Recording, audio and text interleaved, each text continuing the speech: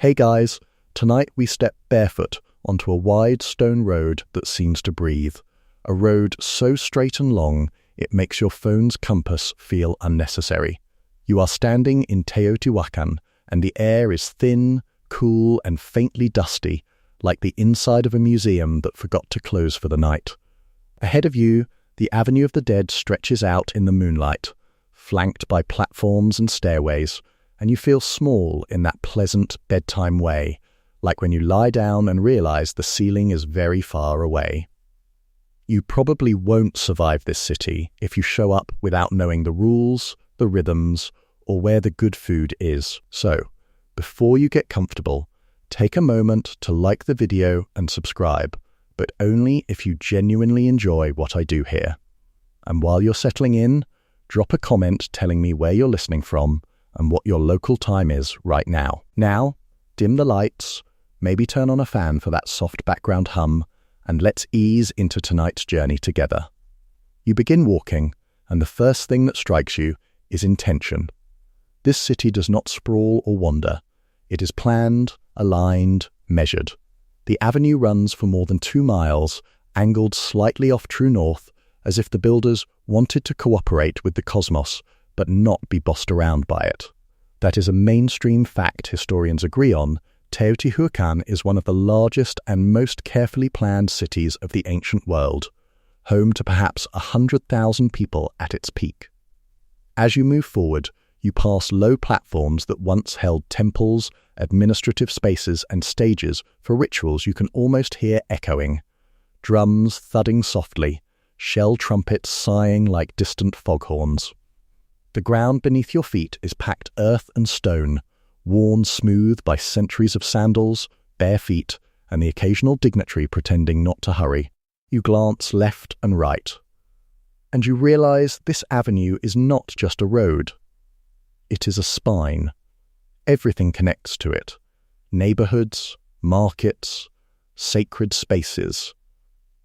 You can imagine waking up here as a resident, stepping outside your apartment compound, and joining the gentle morning flow.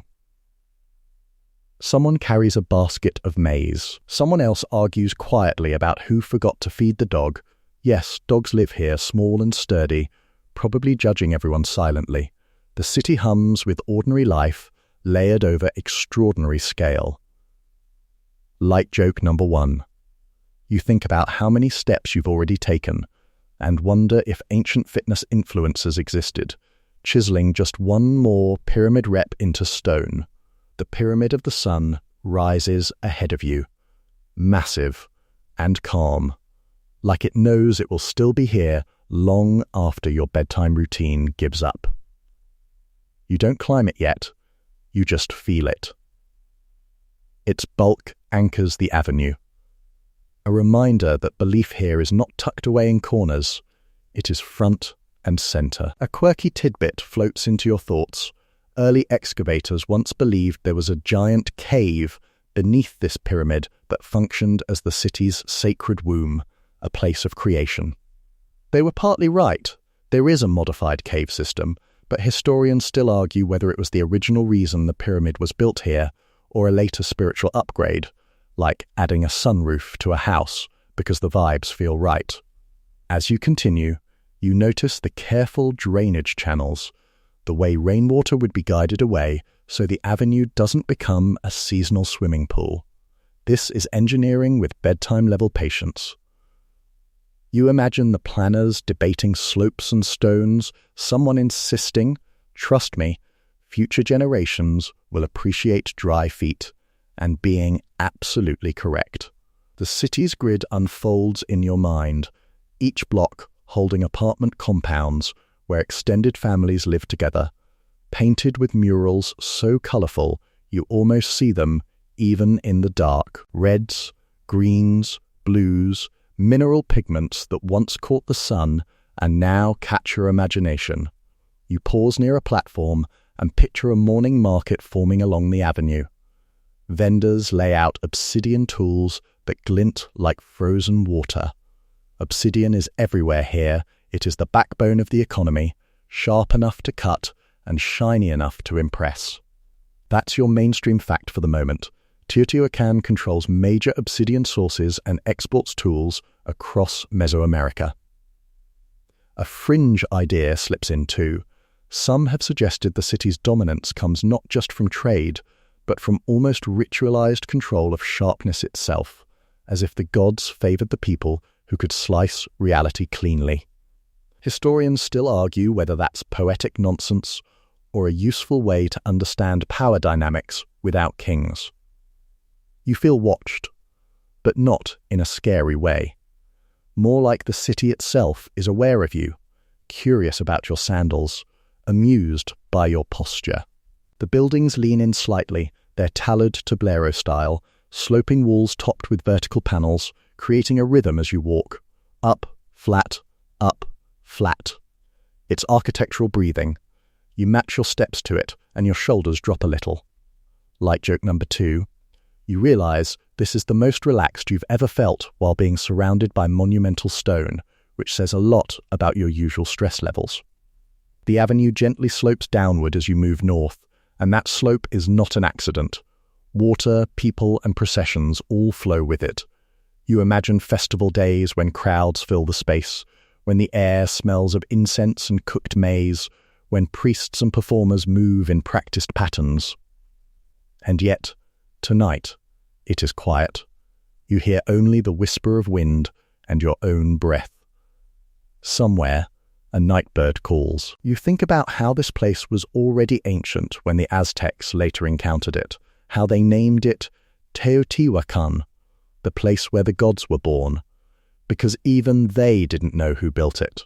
Historians still argue whether the city's original name is lost forever or hidden in plain sight within later myths. As you reach a point where the avenue opens up, you feel the scale one more time, and it settles over you like a blanket. This city is not rushing.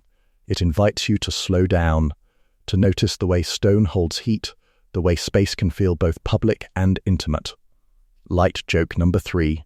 You briefly consider lying down right on the avenue for a nap, then remember, ancient city rules probably frowned on that. And also, your back deserves better. You keep walking, deeper into the rhythm of Teotihuacan, carrying with you the sense that this road has seen everything. Joy, routine, belief, confusion, and that tonight it is content to let you pass quietly. One more temporary resident drifting through its long, patient night. You leave the grand openness of the avenue and slip sideways into a cluster of walls that feel closer, warmer, more human. The stone underfoot changes texture, and suddenly the city isn't towering over you anymore. It's wrapping around you. You are entering one of Teotihuacan's apartment compounds, and the scale quietly flips. Instead of monuments, you get courtyards. Instead of crowds, you get families. Instead of ceremony, you get breakfast smells. These compounds are not tiny huts.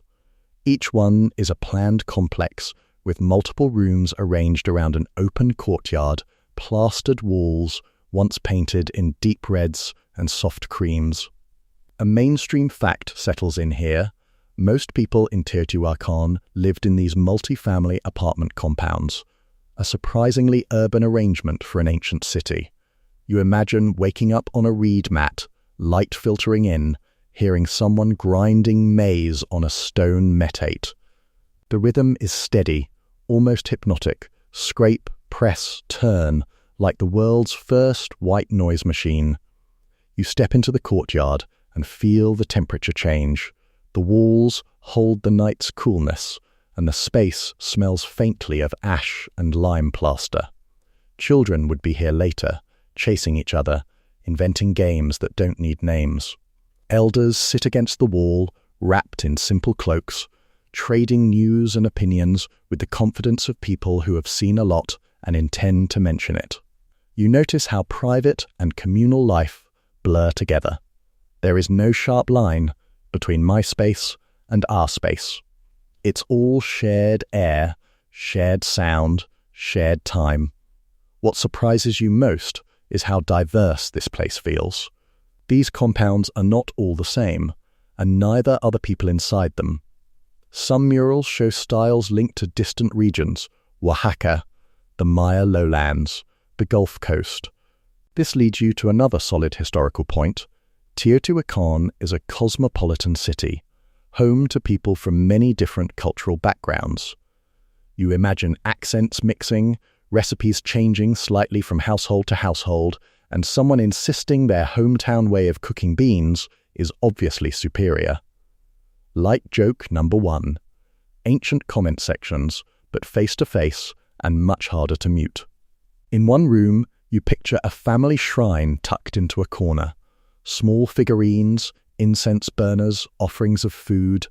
Belief here is not just for pyramids, it lives at home, beside the sleeping mats and storage jars. A quirky tidbit drifts in. Some scholars think certain compounds were organized around specific occupations or ethnic identities, almost like neighborhood guilds. Historians still argue whether these were tight-knit cultural enclaves or just flexible communities that shared space without strict labels. Either way, you feel the sense of belonging. This is where life happens when no one is watching. You wander into a room where the walls are painted with murals, stylized animals, flowing shapes, figures that seem to move if you stare too long. Red dominates, a color made from iron-rich pigments that somehow still glow centuries later. The murals aren't just decoration, they are statements. They tell you what matters here: water, fertility, protection, movement. You imagine an artist crouched on the floor, mixing pigments, focused and quiet, knowing their work will surround generations of sleepers. No pressure at all, right? The sounds of the city soften here. From the avenue, you heard distant drums and footsteps. Inside the compound, it's more intimate: the crackle of a hearth, low voices, the soft thud of sandals on packed earth. You realize how insulated these spaces are, how well designed for rest. Thick walls block noise and temperature extremes. It's ancient urban planning saying, yes, the world is big and loud, but you still need a good night's sleep. You approve. Food preparation anchors the day. You imagine women and men alike shaping tortillas, stirring stews, tasting and adjusting with practiced confidence. Maize is everywhere, but it's not boring, it's transformed. You catch the nutty smell of nixtamalized corn, treated with lime to unlock nutrients, a culinary science trick perfected long before nutrition labels existed. Light joke number 2. You suddenly feel very smug about ancient people being better at balanced diets than most modern takeout menus. As you drift from room to room, you notice storage jars lined up neatly, holding beans, dried chilies, maybe cacao. These jars tell quiet stories of planning and patience. No impulse grocery runs here. Everything is seasonal, deliberate. You think about how life rhythms follow the sun and the agricultural calendar, not notifications. Historians still argue whether this predictability made life feel more secure or more constrained, especially for those whose roles were tightly defined by tradition. You pause in a doorway and imagine the compound at night. Mats laid out, the courtyard glowing faintly under the moon, a shared sense of safety. Dogs curl up near the warmth of dying embers. Somewhere, someone tells a story, half myth, half memory, about ancestors, spirits, or that one time a neighbor definitely overcooked the beans. Light joke number 3. Some things, you realize, are timeless, including friendly culinary judgment. There's also hierarchy here, though it's subtle. Some compounds are larger, more elaborately decorated, clearly housing people of higher status, craft specialists, administrators, priests. Others are simpler, but still solid, still cared for. What's striking is the lack of obvious palaces. Power does not scream here, it murmurs through layout, access, and art. You feel that difference in your body, the way no single building dominates the residential spaces. Historians still argue whether this reflects a more collective governance system or simply a different way of expressing elite control. As you step back toward the lane leading out, you glance once more at the murals, the hearths, the sleeping spaces. This is the Teotihuacan most people never imagine. The quiet one, the domestic one, the city of ordinary evenings.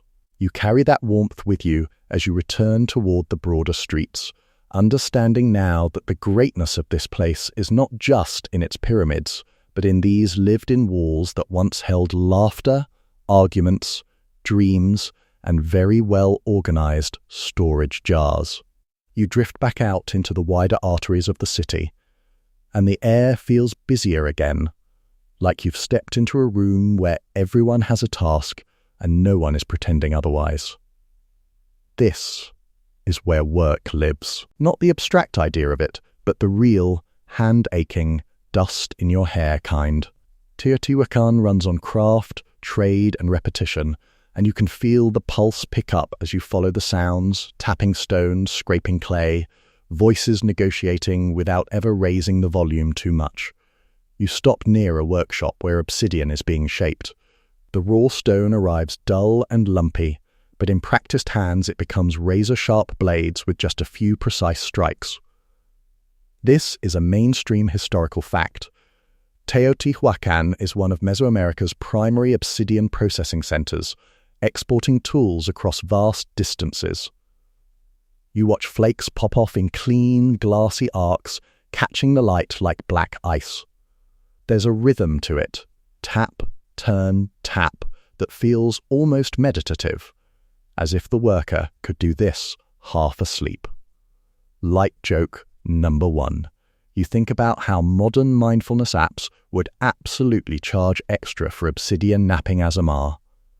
The scale of production surprises you. This isn't someone making a tool for personal use. This is organized, standardized output. Piles of near-identical blades stack up, ready for trade.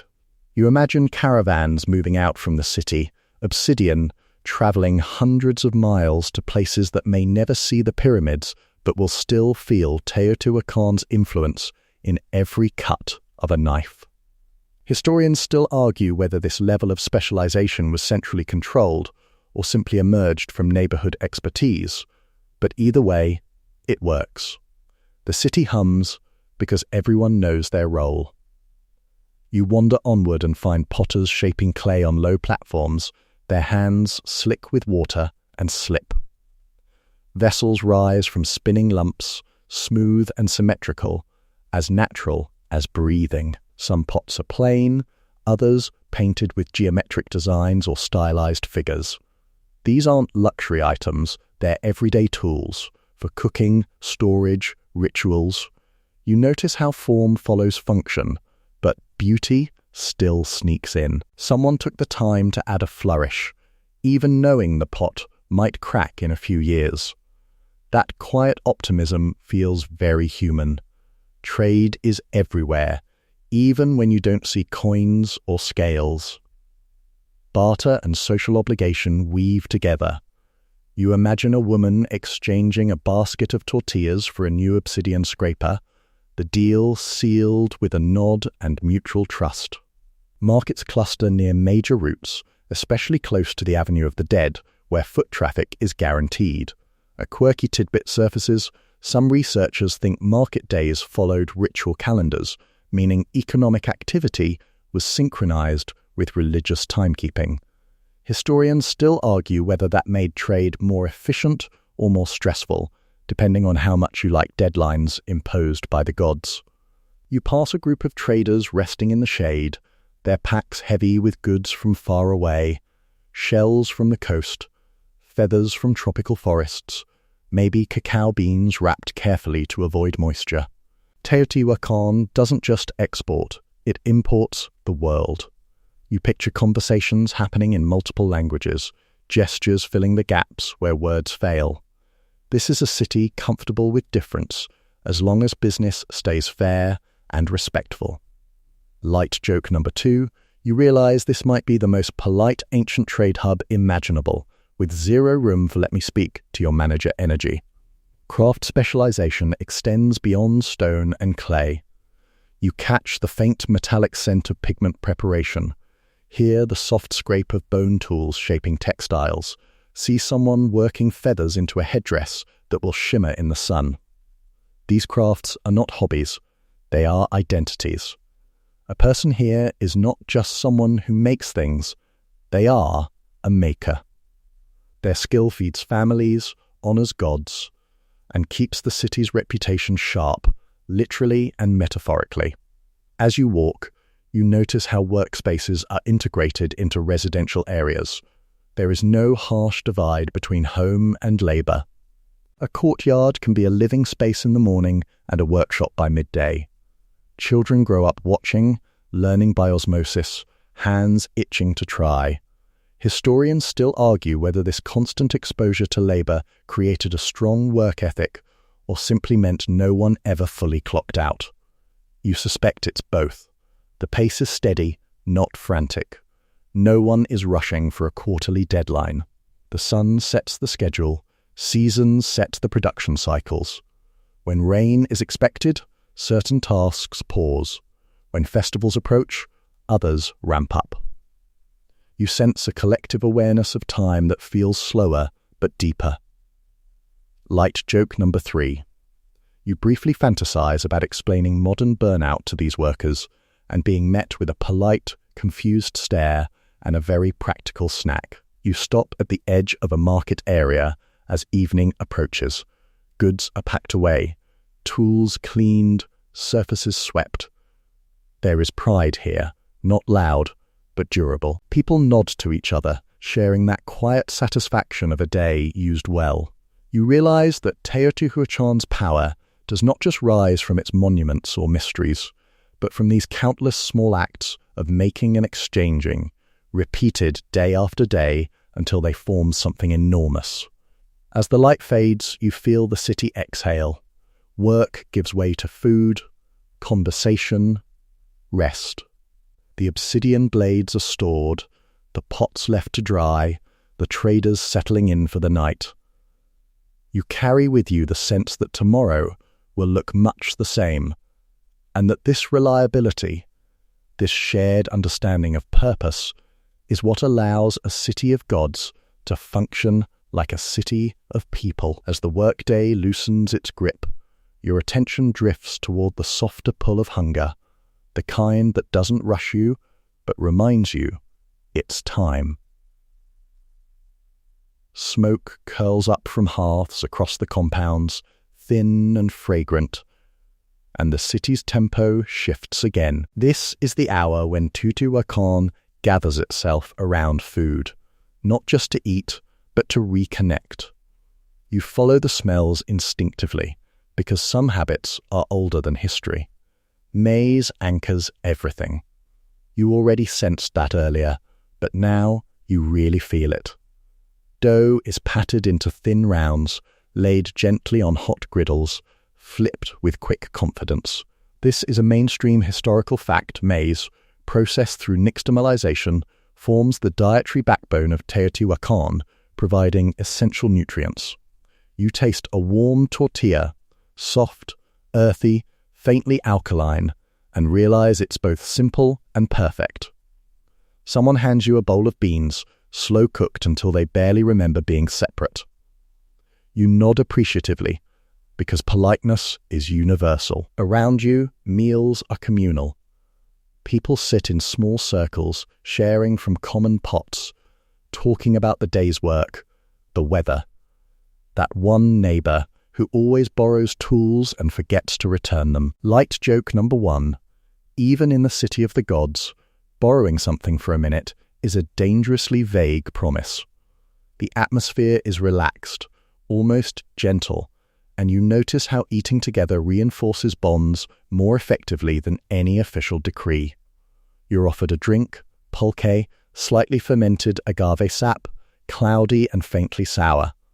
It's not strong by modern standards, but it loosens tongues and shoulders. Pulque has ritual significance as well as social value, consumed in controlled contexts and often linked to festivals. A quirky tidbit drifts in. Some depictions suggest Pulque was associated with old age and wisdom, possibly because surviving long enough to drink freely was itself an achievement. Historians still argue whether pulque was everyday refreshment or carefully regulated, but either way, you sip slowly, respecting the moment. Food here is never just fuel. It's an offering, a symbol, a bridge between humans and the divine. Before eating, small portions are sometimes set aside, given back to the earth or the household shrine. You watch a hand place a bit of tortilla near a figurine, a quiet thank you woven into routine. No one makes a big show of it. Belief doesn't need announcements. It lives in habits. As evening deepens, special occasions come into focus.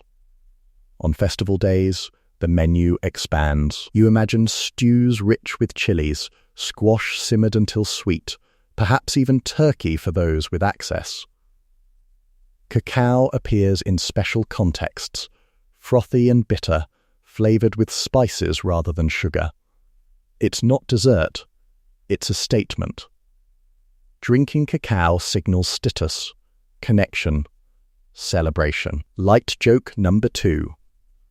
You realize this is the most serious hot chocolate culture imaginable, with absolutely no marshmallows allowed.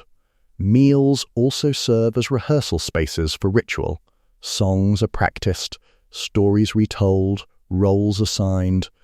Children listen, half interested, half dreaming, absorbing more than they realize. You hear laughter ripple through a courtyard, followed by the low murmur of someone recounting a myth about creation or the movements of the sun. Historians still argue whether these domestic retellings were standardized or wildly variable, but you suspect both are true. Core themes with endless local flair. You notice how diet reflects environment and trade. Fish is rare here, but dried varieties sometimes appear, carried from distant coasts. Chiles add heat and complexity, their cultivation a point of regional pride. Everything eaten has a story, a path that brought it here. You think back to the traders you saw earlier and realize this is where their journeys end, in bowls, in mouths, in satisfaction. As night settles fully, eating slows. People linger, not eager to break the circle. The fire crackles lower, shadows stretching across painted walls. Someone pours the last of the pulque, and conversation softens into comfortable silence. Light joke number 3. You recognize this exact moment from your own life, the point where standing up feels like too much effort and staying feels just right. Eventually, dishes are rinsed, hearths banked, offerings cleared away. The city grows quieter, but not empty.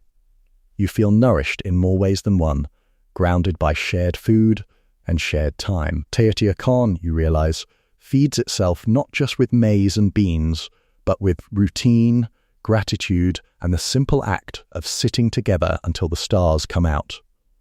You rise from the warmth of shared meals and drift back toward the open spaces, guided now by something quieter than hunger.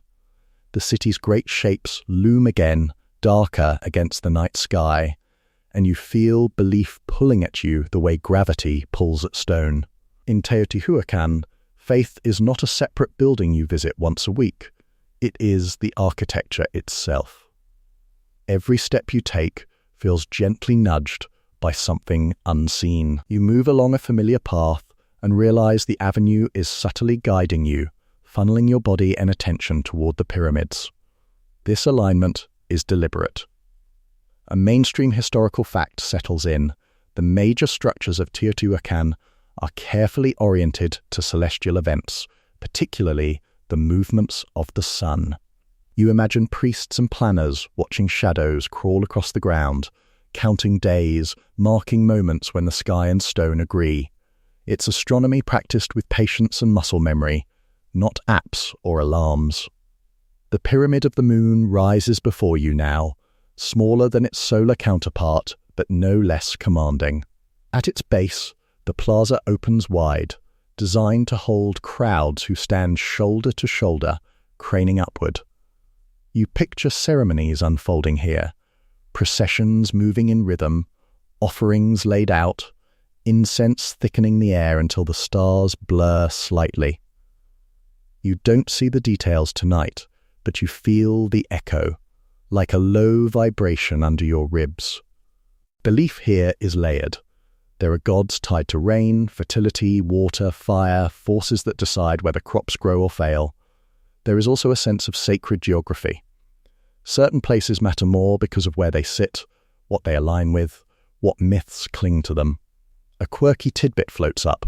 Some researchers believe the city was laid out as a giant cosmogram, a map of the universe in stone, with the pyramids acting as anchors between earthly and cosmic realms. Historians still argue whether this was an intentional grand design or a symbolic interpretation layered on later, but standing here, it's hard not to feel planned for. You watch imagined priests ascend steep stairways, each step a small act of devotion. Their garments flutter, feathers catching the faint light.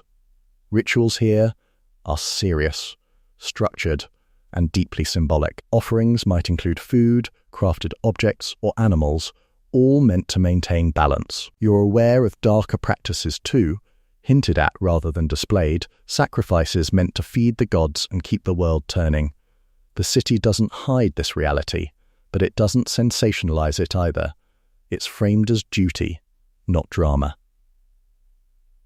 Light joke number 1. You're quietly grateful your role tonight is strictly observational and does not involve volunteering. You drift towards smaller temples and platforms, noticing how belief scales down as well as up. Neighborhood shrines mirror the grand pyramids in miniature, reinforcing the idea that the sacred exists at every level. A family might pray for health here, a good harvest, protection. The same gestures repeat across the city, creating a shared spiritual language. Historians still argue whether religious authority was centralized or dispersed among many priestly groups, but the result feels cohesive, like everyone knows the choreography even if no one is calling out steps. Sound plays a role too. You imagine drums setting a heartbeat pace, shell trumpets calling attention, chants rising and falling like waves. These sounds don't just accompany ritual, they shape emotion, pulling people into a shared mental space. Even now, in the quiet, you almost hear them. The city seems to remember. You pause near the Pyramid of the Sun again, aware of the cave beneath it, that shadowy space thought to symbolize origin and rebirth. Entering such a cave would feel like stepping back into the Earth's memory. Some believe it was a place for initiation rites, others that it marked a sacred spring long gone. Historians still argue whether the cave's spiritual importance predates the pyramid or was enhanced by it, but the layering itself tells you something important. Belief here accumulates. Nothing is discarded lightly. Light joke number 2 slips in as you consider how many rituals, debates, and revisions went into shaping this place. You think about how even modern renovation projects involve endless discussion, and suddenly ancient city planning feels very relatable, just with more feathers and fewer spreadsheets. As night deepens, torches flicker along processional routes. The stone surfaces glow warm, and shadows dance, making the architecture feel alive. You sense how ritual creates memory. People who stand here together will remember the same movements, the same chants, binding them across time. This shared experience reinforces identity, not just as residents of a city, but as participants in a cosmic order. Eventually, the rituals wind down. Offerings are cleared, fires banked.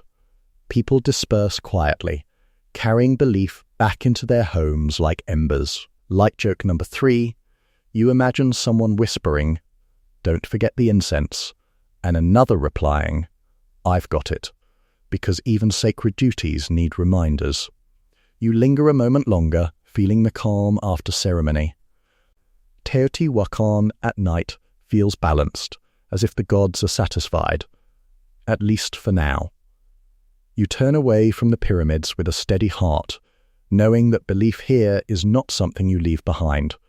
It follows you, woven into the streets, the homes, the meals, into every step you take through the city of the gods. You notice something curious as you keep moving through the city. For a place so vast, so orderly, so clearly powerful, there is a strange absence. No statues of kings glaring down at you. No carved names announcing divine rulers. No palaces screaming this way to absolute authority. Power is here, undeniably, but it wears soft shoes. You feel it more than you see it. This is one of the great puzzles of Teotihuacan, and a mainstream historical fact anchors it. Despite its size and influence, there is no clear evidence of individual kings or dynastic rulers in the city. No royal tombs. No portraits labelled Supreme Guy in Charge. Instead, authority seems distributed, embedded in institutions, priesthoods, elite families, and perhaps councils. You imagine governance happening through ritual, tradition, and collective agreement rather than dramatic throne rooms. You pass a compound noticeably larger and more elaborately decorated than the rest. The murals are finer, the layout more complex. This is where elites likely live, people with influence over trade, religion, or administration. They don't advertise their power with crowns, they express it through access, education, and proximity to sacred spaces. Light joke number 1. You think about how this is the ancient equivalent of having a very impressive LinkedIn profile, but never actually saying your job title out loud. Decision-making here feels opaque by design. You imagine meetings held in quiet rooms, voices low, consensus built slowly. Ritual calendars dictate policy as much as practicality. When to build, when to trade, when to celebrate, timing itself is a form of control. A quirky tidbit surfaces.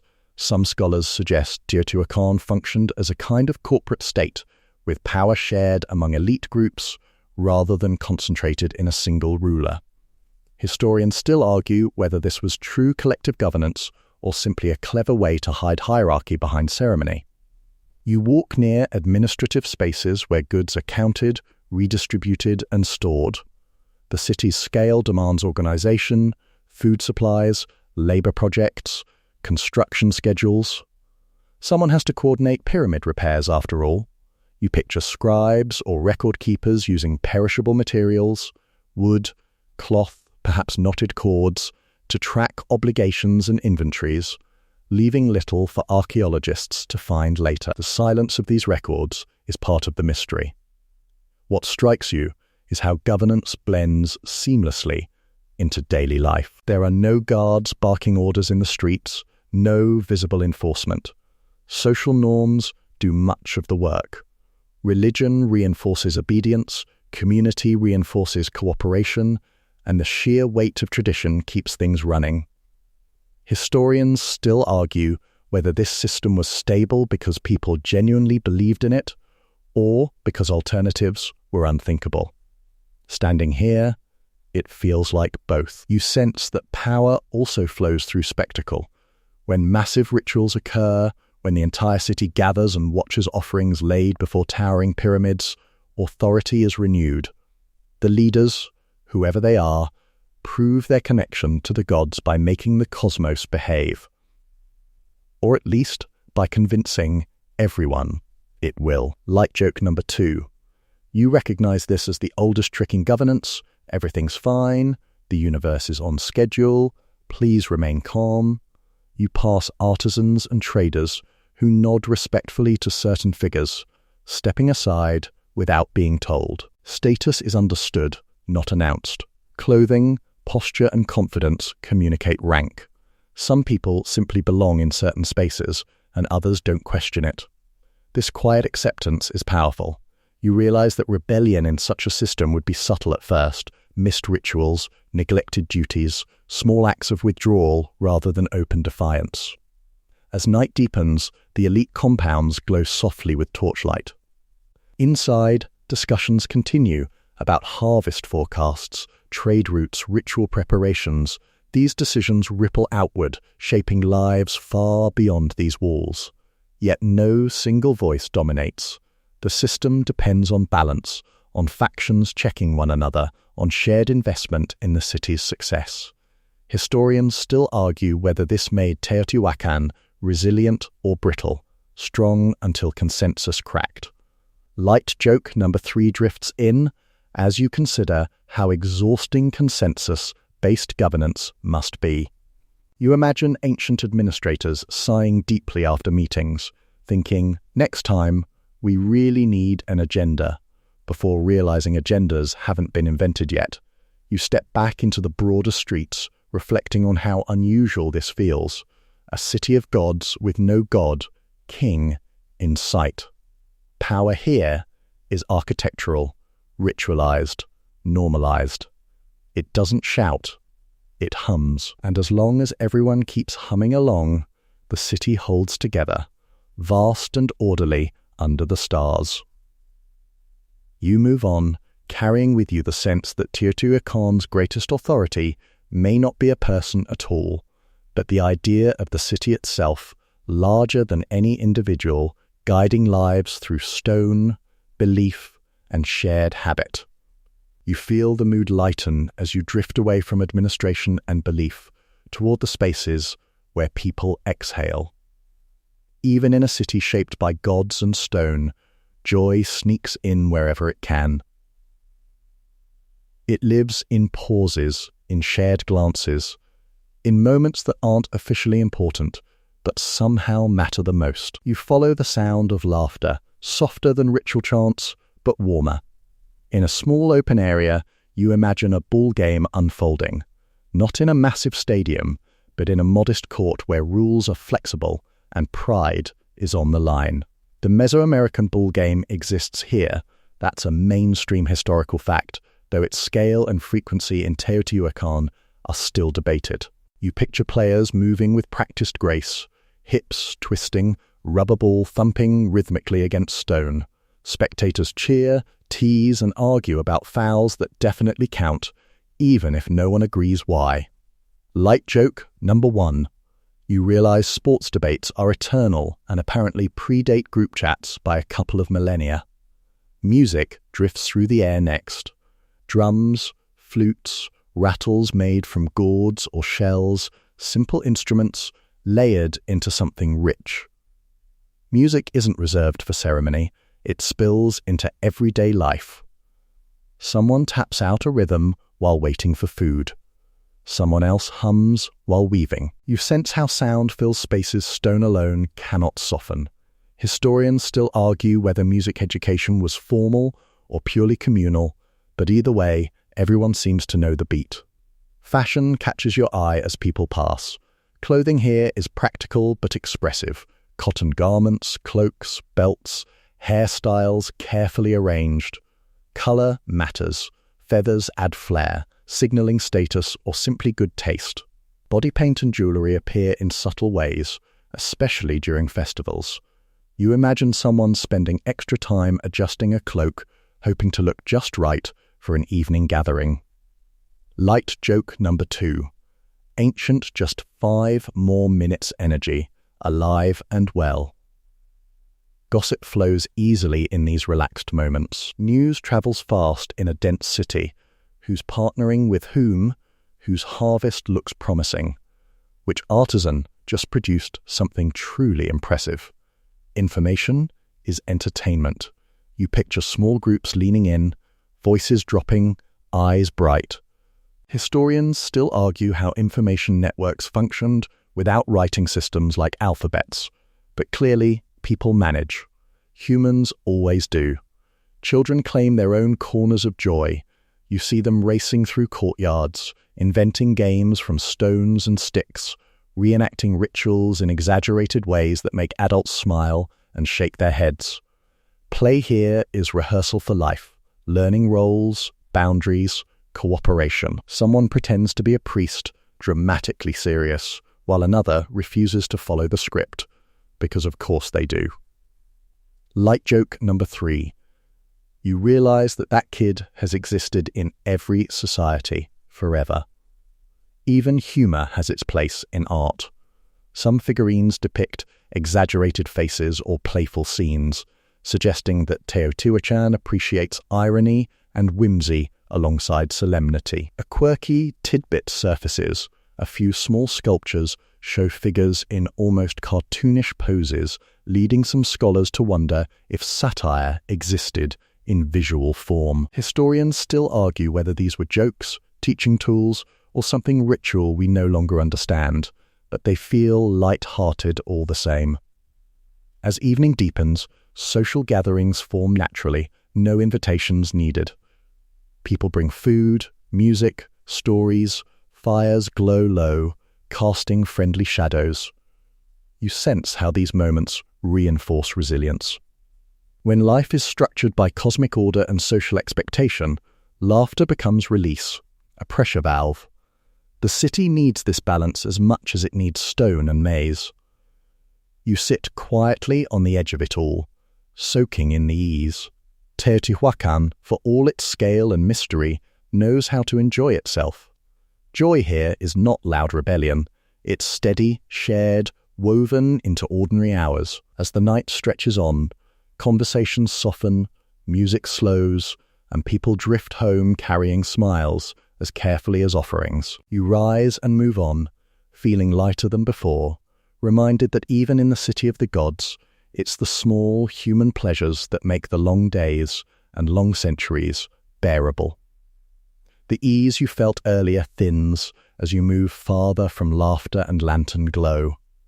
The city doesn't end its nights only with rest. Some nights hold a quieter unease, a feeling that the stone itself is remembering something it would rather forget.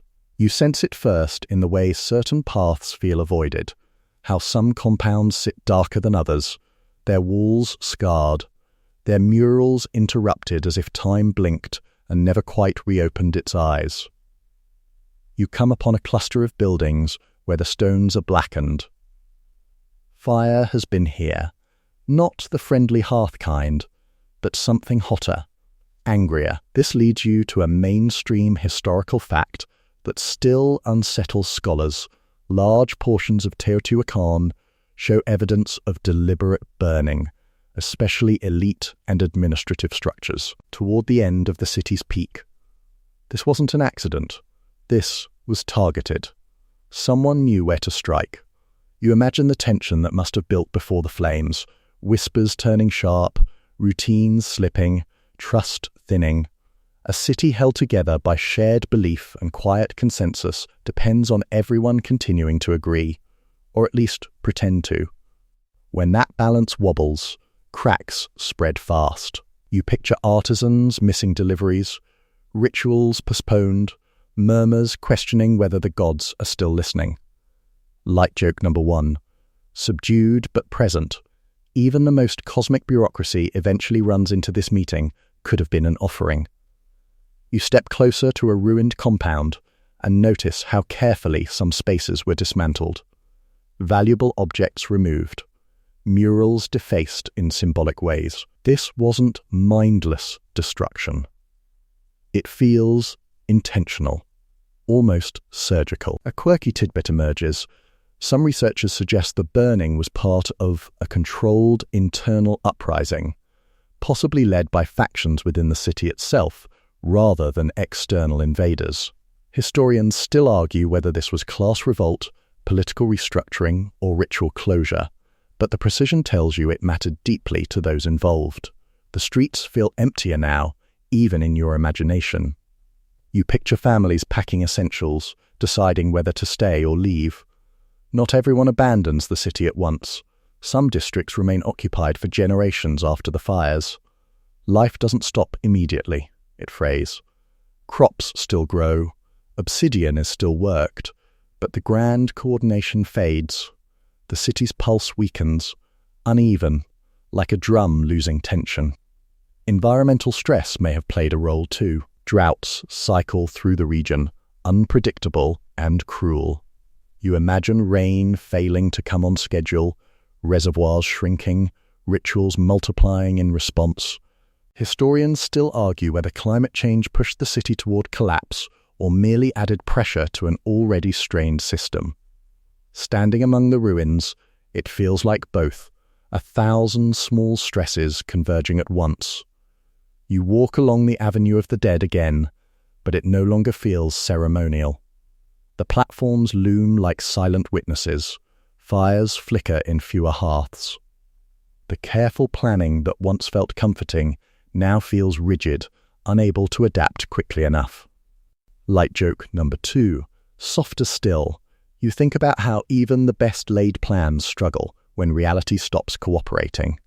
There's evidence of violence, but not the kind of chaotic massacre people often imagine. More like controlled conflict, contained but decisive. Power shifts rarely announce themselves politely. They happen in moments of rupture. You picture elites losing protection, sacred spaces losing sanctity, authority unraveling thread by thread. Historians still argue whether Teotihuacan fell dramatically or transformed slowly into something quieter and less centralized. From where you stand, it feels like a long goodbye rather than a single ending. As you move through the dim spaces, you sense resilience too. People adapt. They reuse stones, repurpose rooms, carry traditions elsewhere. Teotihuacan doesn't vanish overnight. It thins out, leaving gaps where certainty used to live. Light joke number 3. Barely a joke now. Even cities of gods can't ghost reality forever. You pause, listening to the imagined crackle of distant fire and the softer sounds that follow, footsteps leaving, doors closing, voices choosing silence. The city exhales one last time, not in peace, but in acceptance. Whatever Teotihuacan was, it is changing. And change, once started, doesn't ask permission. You wander through the quieter streets, feeling the weight of absence settle over the city. The Grand Pyramids still rise, but the energy that once pulsed through the avenues has thinned, like fog dispersing in the morning sun. You sense that Teotihuacan is no longer a city of millions. It is a memory, a ghost hovering just above the stone. The houses and platforms remain, but they are emptied of daily bustle, conversations, laughter, and argument. It's a silence that speaks. Despite this quiet, the city still communicates. The layout, the architecture, and even the remaining murals carry the essence of those who lived and worked here. You imagine later cultures, Aztecs, Toltecs, others, walking these same avenues centuries afterward, marveling at the scale, attributing divine origins to what they did not fully understand. This is a mainstream fact. The Aztecs revered Teotihuacan as the place where the gods were born, even though they did not know who had built it. You imagine a young Aztec child craning their neck at the Pyramid of the Sun, whispering to a parent, just as you did tonight. Light joke number 1. Some things, like wondering who left the best stonework, remain eternal. As you explore the vacant compounds, it becomes clear that life continues elsewhere, taking fragments of Teotihuacan with it. People carry pottery styles, obsidian techniques, ritual knowledge, and perhaps even the sense of urban design to other settlements. A quirky tidbit comes to mind. Some artifacts suggest people kept small, portable household shrines, allowing their spiritual practices to migrate along with them. Historians still argue whether this diffusion represents direct relocation of populations or merely cultural influence transmitted over generations. You wander past murals faded to whispers, imagining their colors once vibrant, reds, blues, yellows, greens, telling stories of gods, myths, and everyday life. These walls now act as quiet teachers, showing later generations how a city can be both immense and intimate, organized and chaotic, sacred and mundane. You touch the rough stone, feeling time pressed into it, the memory of footsteps, laughter, and ritual offerings lingering in the grains. Light joke number 2. You wonder if the ghosts here roll their eyes at modern archaeologists poking around, writing notes on everything they left behind. The Avenue of the Dead stretches long and straight, leading your gaze toward the horizon. You sense continuity here, not just loss. The alignment, the planning, the very shape of the city communicates a vision older than any individual. Even abandoned, Teotihuacan teaches about scale, cooperation, and the human desire to create something that lasts beyond a single lifetime. Historians still argue whether the city's decline was sudden or gradual, catastrophic or carefully negotiated.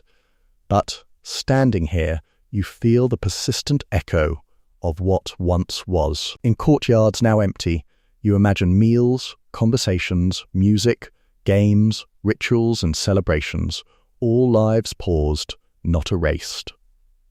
You picture tiny shrines, carefully hidden objects, tokens of devotion, and the ordinary magic of everyday moments. This is the city's enduring lesson. Even in disappearance, its influence moves forward, carried silently in stories, techniques, and memory. Finally, you pause at the foot of a pyramid, looking up as if the stars themselves are listening. The structure's tower, monumental and patient. You feel a quiet humility, the kind that comes from witnessing something simultaneously vast and human. The city is gone, and yet it is everywhere, in the streets, in the knowledge carried outward, in the rhythm of urban life that echoes through later cities. Light joke number 3. You briefly imagine telling someone that you came for the pyramids but stayed for the subtle life lessons. They'd probably nod and think you were more insightful than entirely sane. You step back slowly, taking one last look at the long, straight avenue, the silent compounds, the remnants of ritual, trade, and everyday joy. Teotihuacan speaks to the human need to build, believe, work, and play. Even as it fades, it leaves an imprint, a faint pulse beneath your own heartbeat, reminding you of the city's enduring spirit. You sink into the quiet, letting your footsteps fade into memory as the city stretches around you, empty yet alive in subtle ways. The pyramids rise like patient guardians, and the walls of the compounds hum softly, holding stories you can almost hear if you lean close. You feel the cool night air brushing your face, carrying the faint scent of stone, ash, and long-ago fires, and it calms you as though the city itself is exhaling alongside you. Each step you take becomes slower, each breath gentler, and the vastness that once impressed you now wraps around you like a soft blanket. Imagine the streets empty, yet not silent. The echoes of laughter, trade, music, and ritual drift faintly, like wind through open windows. You picture the families, artisans, children, and elders who lived here, their lives threading together into a rhythm that endures even in absence. The Avenue of the Dead stretches ahead, long and straight, guiding your eyes toward horizons you cannot fully reach, but you feel a comfort in that, an understanding that some things are bigger than any single moment, that life carries on quietly in ways both visible and invisible. The pyramids, the murals, the household shrines, the smell of cooking, the clatter of obsidian, the soft murmur of prayer, all these things fold into your awareness gently, not demanding attention, simply existing. You feel yourself slowing, letting the vastness of time and the calm certainty of human continuity ease your thoughts. Teotihuacan's spirit, carried in stone, story, and memory, lingers in the quiet spaces around you, and you carry a piece of it with you now, tucked safely into your mind. And as your eyelids grow heavy, the city seems to whisper a soft farewell, not as an ending, but as a gentle reminder that all moments, even the grandest, eventually fold into quiet, lasting peace.